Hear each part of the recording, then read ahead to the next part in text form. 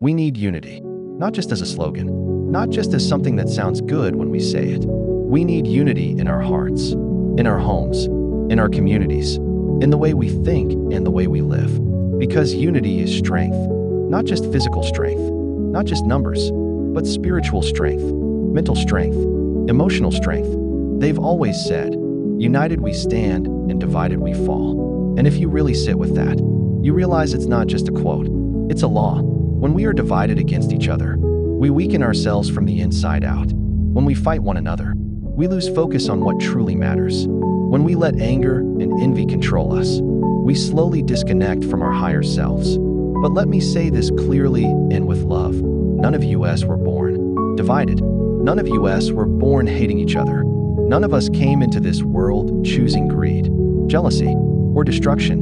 We were shaped. We were influenced. We were taught. We were conditioned by the environments we grew up in, by the systems around us, by the examples we saw. And sometimes those systems are set up in ways that keep us separated, keep us distracted, keep us pointing fingers at one another instead of looking deeper, instead of asking who benefits when we stay divided. But I'm not here to attack anybody. I'm not here to condemn anybody, because the truth is, most of us are living what we learned. Most of us are what I would call brainwash educated. And that's not an insult. That's reality. Every society teaches a curriculum. Every culture shapes a mindset. We inherit philosophies before we even know how to question them. You get the education that's available to you. You get the worldview that's presented to you. You absorb it because that's how you survive. That's how you function. That's how you navigate your daily life. So how can I beat somebody down for living what they were taught? How can I judge someone for walking in the only light they were shown? Compassion has to come first. Understanding has to come first. Because we are all learning. We are all unlearning. We are all evolving. But there comes a point in life where you have to free your mind. And freeing your mind doesn't mean rejecting everything. It doesn't mean becoming angry. It doesn't mean fighting everyone who disagrees with you. Freeing your mind means becoming conscious. It means asking yourself, why do I believe what I believe? Where did this thought come from? Does this belief create love or division? Does it bring peace or chaos? The real battlefield is the mind.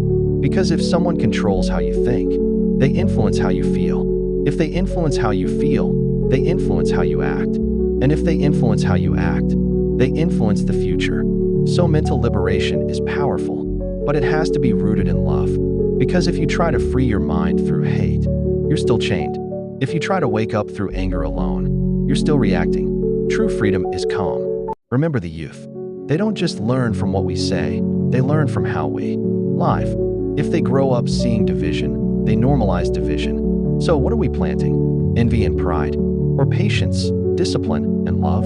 If you want to rise, help someone else rise. Life is not about me, it's about we. Now, let's go deeper.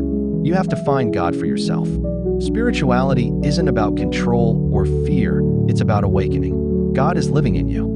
Every time you choose kindness over cruelty, that is the divine expressing through you. Heaven is not a destination, it's a state of being.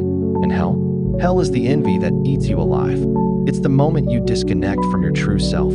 We all carry two spirits. One pulls us toward growth, the other toward ego and fear. Every single day, we choose which one to feed.